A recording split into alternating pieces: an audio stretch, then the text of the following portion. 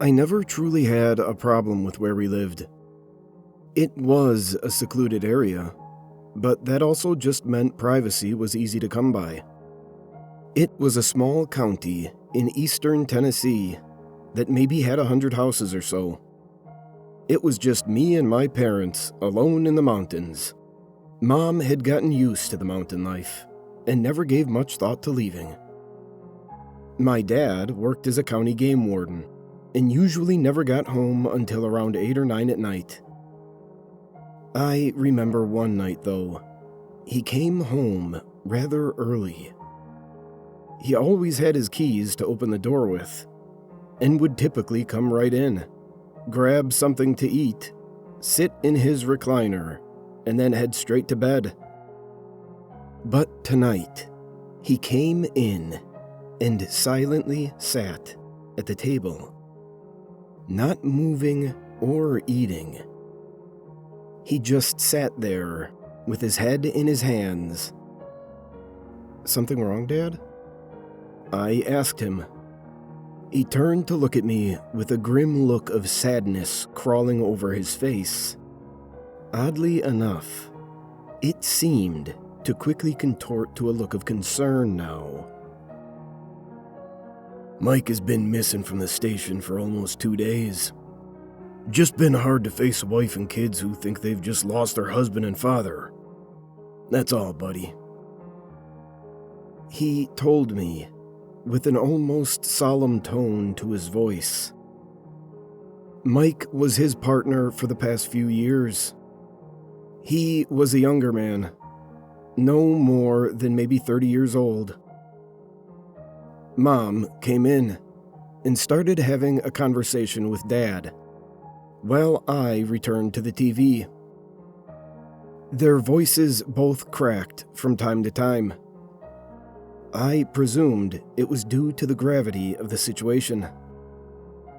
About 10 minutes later, Dad returned to the living room with Mom, and they turned off the TV while I was still watching it. Before I could protest, they both looked at me and spoke. "Son, until this all clears up, I want you to promise me a few things, okay? From now on, don't open the door for anybody. Me and your mother both have keys, and we can let ourselves in," he told me while I listened intently. "We won't have a need to knock or call for you. If you hear any of that, simply ignore it and go to your room. You have our cell phone numbers, so please just call us if you need to." He finished. I nodded my head, slightly concerned about the exact reasons for these specific rules, but it wasn't out of the ordinary for my parents to occasionally be strict. Agreeing to their terms, I went to sleep. I was on winter break from school, so I had no reason to rise early. The next morning, I got up while Mom was sending Dad off for work. They always gave each other a peck and said, "I love you," before parting ways. This morning, though, seemed somehow more dire than usual. There was a grave sense of concern in my mother's voice as they said goodbye. The day was rather normal, up until it was time for Dad to come home. He didn't use the keys like usual. He just knocked. I almost didn't think it was him, until I remembered seeing his truck lights pulling in through the window. I figured I'd play along and open the door with a funny face or a joke to greet him. But when I opened the door, I was only met with the furious father. "Trey, what was the one simple rule I told you to follow?" he said. His voice was stern and angered. "I'm sorry, Dad. I just knew it was you," I replied. "No, you didn't. You just thought it was me. I told you I would let myself in." His voice bellowed loudly at me. My mom walked in and seemed to try and calm him down. Henry, he's just confused, and I'm sure he won't make the same mistake again. Go easy on him. My mom said softly. Dinner was quiet that night, between Dad being furious with me and Mom trying to keep the peace. You could cut the tension with a knife. Mom tried breaking the ice. Any updates on Mike? She asked. We got a call this morning. They found him down by Deer Point Creek. He said, sounding somewhat hopeless. Well, that's great. I'm sure his family was relieved. Mom said to him. Dad looked up with tears in his eyes. It took a moment, but both me and Mom realized the gravity of the situation. Mom never asked if he was found alive. And now, somehow, we knew she didn't need to. Look at me, both of you, Dad said, in a demanding voice. I don't know if it's a person or a thing, but right now, this mountain isn't safe. I can't explain the testimonies and stories that I got surrounding Mike, but I know whoever did this is smart. They're posing as other people, pretending to be someone they're not so they can get in their homes and lives. He said. Dad looked over at me and saw the concern in my eyes. He excused me from the table and said he loved me before sending me to my room so he and Mom could talk. I tried listening, but I couldn't make out what was being said. Mike. Wife. Body. 2 weeks old. Hiding. House. 2 missing. Is all I could make out from their chat. That night, I had trouble sleeping. The jumbled words I had made out played in my head over and over like a blank record. I tried piecing together the bits of conversation that I had heard. So far, I had... Mike's wife said, body 2 weeks old. Someone hiding in the house. 2 kids missing. I shuddered at my concoction of the mind. From what I pieced together, Mike's wife said his body was found to be 2 weeks old, even though they found it this morning, and apparently he was only missing for a few days. That begs the question of who was with his family all that time. My thoughts were interrupted by a knock at the window that made my heart stop. It was too dark to see anything, but the person knocked again. Trey, can you let me in? He said. I recognized the voice. It was my father's voice. Dad? What are you doing outside? I asked. He took a moment to respond. I thought I heard something and went to check it out, but the door shut behind me. It's cold out here, buddy. Let me in. I was still frozen in fear, but somehow my concerns got worse as a figure appeared in my doorway. It was my father, wearing his typical loungewear pajamas. He held a finger up in silence to me, signaling me to be quiet. Trey? The voice from outside called out.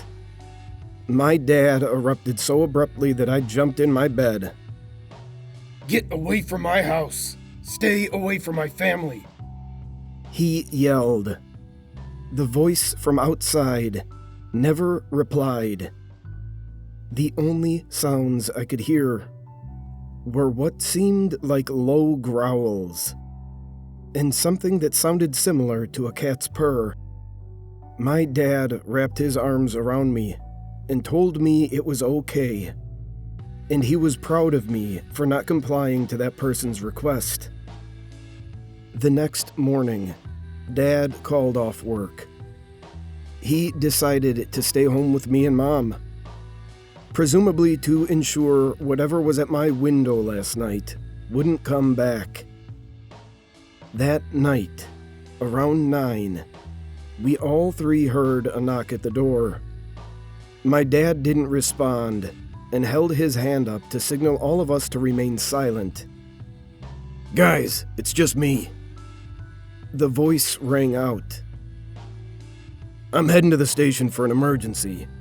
Did I leave my keys to the house in there?" It said. My mother had tears swiftly form in her eyes, while my heart began to beat faster and faster. "I was hoping you'd show up tonight. I wanted to catch you off guard." My real father called out to the voice. The only noise that followed was a quick yelp, like a dog had been frightened, and the patter of feet scurrying away.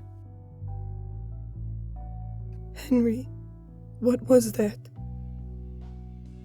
My mother asked. My dad held his head down as he thought about how to respond. "I don't know, Amanda, but I know what's in this house." He replied in a hushed tone. Dad radioed for several of his officer friends to come to the house. When they arrived, they found our mailbox was torn to shreds, our flag torn from the house, and small holes dug into the yard everywhere. Whatever was at our door must have thrown a tantrum after Dad sent it away. We all three walked outside, and Dad agreed to attempt to follow the being with his friends. He made Mom promise to not open the door like usual. As we both made our way back inside, I went straight to my room to hide under the blanket and pray that I wouldn't hear a knock or a call. To my pleasant surprise, I didn't. About an hour later, Dad called to tell us he was on his way home and they couldn't find anything. I presumed Mom was in shock still because she didn't reply. She only weakly nodded her head. Dad got home and walked straight through the door. He was scared about something, but mad as well. "Trey, Amanda, who left the door unlocked?" He yelled at us. Mom tried calming him down. "Honey, nobody knocked or tried to come in. I've been watching the door all night," she assured him. Dad looked around frantically. "Henry, I think you're just being paranoid about us. We're okay, and so are you," she told him. They both walked to their bedroom, as I returned to mine. The next morning, I woke up and found the house vacant. Mom nor Dad was in their room. I saw the front door open and presumed they were outside. I smelled something, though. It was a vile and disgusting smell. It was coming from their bedroom. I walked in and realized the putrid aroma was coming from within their closet. I opened the closet and seen just how crucial our mistake last night was. I saw the body of my mother. A single slash wound in her neck had caused blood to spill out everywhere on the carpet. I cried as I stood there, and fell to my knees. My own mother, dead in front of me. As I looked at her body, my mind began to flare, as if I had noticed something without actually noticing it. My mother didn't have a mole under her eye. As a matter of fact, her eyes were uneven, with her left eye almost drooping below her nose. She had no teeth, but upon further inspection, she had no place for them. This woman, or thing, wasn't my mother at all. As that thought crossed my mind, I looked up to see both of my parents storm into the room with the police. They apologized to me while escorting me outside. They said they had hoped to catch me before I woke up to explain, but the story I was given was clearly a fabricated one, to shield me from what really happened. I was told a woman was trying to break into our house after Dad had written her a ticket that pushed her over the edge, but I wasn't buying it. I knew this thing was capable of far more than just being a psycho. Psychos don't manipulate voices and faces at will. Whatever this thing was, it was dead, and that's all that matters to me. As we walked to our car to allow the investigators to continue, I looked up at my dad, who had his arm around me. I noticed something. Did he always have black hair?